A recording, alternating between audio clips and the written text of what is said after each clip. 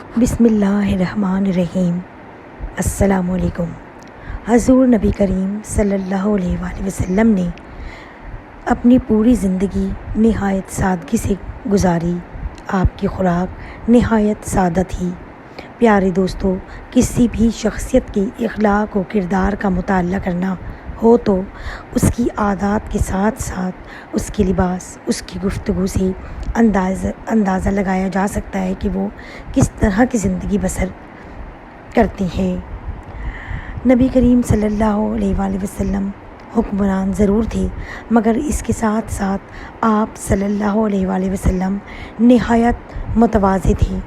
آپ کی خوراک اتنی کم اور سادہ تھی کہ حضرت انس بن مالک رضی اللہ تعالیٰ عنہ بتاتے ہیں کہ رسول اللہ صلی اللہ علیہ وآلہ وسلم کے ہاں کبھی گوشت اور روٹی کا کھانا صبح شام 2 وقت موجود نہیں رہا۔ ہاں، جب مہمان آتے تو ایسا ممکن ہوتا، یعنی دونوں وقت کھانا ہوتا۔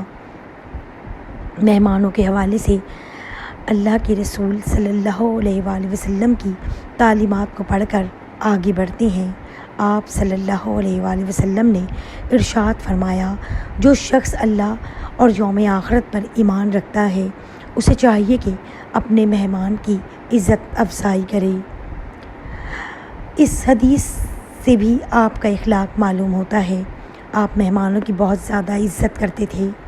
ام المومنین حضرت عائشہ صدیقہ رضی اللہ تعالیٰ عنہ بیان فرماتی ہیں کہ آل محمد صلی اللہ علیہ وآلہ وسلم نے کبھی لگاتار 2 دن جو کی روٹی سیر ہو کر نہیں کھائی، حتیٰ کہ رسول اللہ صلی اللہ علیہ وآلہ وسلم وفات پا گئے۔ حضرت عائشہ رضی اللہ تعالیٰ عنہ ہی سے مروی ایک دوسری روایت میں ہے کہ جب سے آپ صلی اللہ علیہ وآلہ وسلم مدینہ منورہ تشریف لائے، آل محمد صلی اللہ علیہ وآلہ وسلم نے کبھی مسلسل 3 راتیں گندم کی روٹی سیر ہو کر نہیں کھائی تھیں، حتیٰ کہ آپ وفات پا گئے۔ حضرت ابن عباس رضی اللہ تعالیٰ عنہ کہتے ہیں کہ رسول اللہ صلی اللہ علیہ وآلہ وسلم اور آپ کے اہل خانہ مسلسل کئی راتیں بھوکے سوتے، انہیں رات کا کھانا میسر نہیں آتا تھا۔ ان کی زیادہ تر روٹی جو کی ہوتی تھی۔ حضرت عائشہ فرماتی ہیں کہ رسول اللہ نے میرے پاس تشریف لاتے اور پوچھتے کھانے کو کچھ ہے؟ میں عرض کرتی یا رسول اللہ کوئی چیز نہیں ہے۔ آپ صلی اللہ علیہ وآلہ وسلم ارشاد فرماتے تو آج میرا روزہ ہے۔ ایک مرتبہ حضرت عائشہ رضی اللہ تعالیٰ عنہ نے اپنے بھانجے حضرت عروہ بن زبیر رحمۃ اللہ علیہ سے فرمایا کہ بعض اوقات ہم پر 3 چاند طلوع ہوتے، یعنی 3 ماہ گزر جاتے اور رسول اللہ کے گھروں میں چولہا نہ جلتا تھا۔ حضرت عروہ بڑے تعجب سے پوچھتے ہیں، خالہ جان پھر آپ لوگ زندہ کیسے رہتے تھے؟ آپ نے جواب دیا، جی بیٹا، ہماری گزر بسر پانی اور کھجوروں ہی پر ہوتی تھی۔ ہاں، اللہ کے رسول صلی اللہ علیہ وآلہ وسلم کے انصار پڑوسی آپ کو دودھ کا تحفہ بھیج دیا کرتے تھے، کیونکہ ان کے ہاں دودھ والے جانور بکثرت تھے۔ وہ دودھ اللہ کے رسول ہمیں بھی پلاتے تھے۔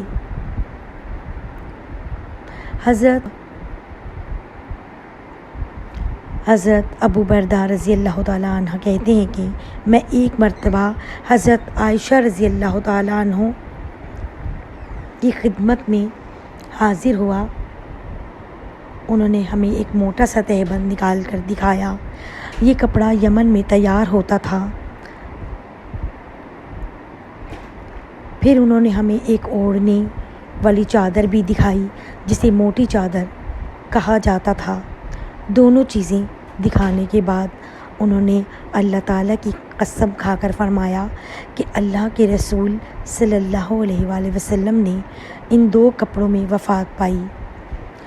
حضرت عبداللہ بن مسعود رضی اللہ تعالیٰ عنہ سے روایت ہے کہ اللہ کے رسول صلی اللہ علیہ وآلہ وسلم ایک چٹائی پر سو کر اٹھے تو آپ کے پہلو پر چٹائی کے نشانات تھے۔ ہم نے کہا یا رسول اللہ، کیا ہی بہتر ہو اگر ہم آپ کے لیے ایک نرم سا بستر بنا دیں۔ پیارے دوستو، اب دیکھیں کہ نبی کریم صلی اللہ علیہ وآلہ وسلم اس کے جواب میں کیا ارشاد فرماتے ہیں۔ ارشاد ہوا، میرا دنیا سے کیا تعلق، دنیا میری مثال تو اس مسافر جیسی ہے جو تھوڑی دیر کے لیے کسی درخت کے سائے تلے ٹھہرتا ہے، پھر اسے چھوڑ کر اپنی راہ لیتا ہے۔ اگر ہم رسول اللہ کی حیات طیبہ پر نظر دوڑائیں تو معلوم ہوتا ہے کہ آپ کی مبارک زندگی ہر پہلو سے سادگی کی تصویر تھی۔ آپ نے نہ صرف اپنی زندگی سادگی سے گزاری بلکہ اپنے صحابہ کرام کی تربیت بھی اس انداز میں کی کہ دنیا کی بے وقتی کو خواب واضح کیا۔ آئیے دیکھتے ہیں کہ اللہ کے رسول صلی اللہ علیہ وآلہ وسلم نے اپنے ساتھیوں کی تربیت کیسے کی۔ حضرت جابر رضی اللہ تعالیٰ عنہ فرماتے ہیں کہ حضور نبی کریم صلی اللہ علیہ وسلم بالائی مدینے سے آتے ہوئے بازار سے گزرے۔ آپ کے ارد گرد بہت سے صحابہ کرام تھے۔ آپ ان کے ہمراہ تشریف لے جا رہے ہیں کہ راستے میں بکری کا ایک مرا ہوا بچہ پڑا تھا۔ اس کے کان چھوٹے چھوٹے تھے۔ آپ نے اس مردہ میمنے کا کان پکڑ کر فرمایا، ساتھیو، تم میں سے کون اسے 1 درہم میں لینے پر راضی ہے؟ لوگوں نے عرض کیا، یا رسول اللہ، 1 درہم تو بڑی دور کی بات ہے، ہم تو 1 پیسے میں بھی لینے کے لیے تیار نہیں ہیں، اور ہم اسے لے کر کریں گے بھی کیا؟ اب ارشاد ہوا کہ اچھا، تم یہ مفت لینے کے لیے تیار ہو؟ لوگوں نے جواب میں عرض کیا، یا رسول اللہ، اگر یہ زندہ ہوتا تب بھی یہ عیب دار شمار ہوتا، کیونکہ اس کے کان بہت چھوٹے ہیں اور اب تو یہ مرا ہوا ہے۔ مراد یہ کہ اسے ہم مفت میں لینے کے لیے بھی تیار نہیں ہیں۔ اب دیکھیں کہ اللہ کے رسول صلی اللہ علیہ وآلہ وسلم دنیا کی بے ثباتی اور اس کی کم حیثیت کو کس طرح واضح کرتے ہیں۔ ارشاد ہوا، اللہ کی قسم، اللہ تعالیٰ کے نزدیک دنیا اس مردار سے بھی کم حیثیت رکھتی ہے۔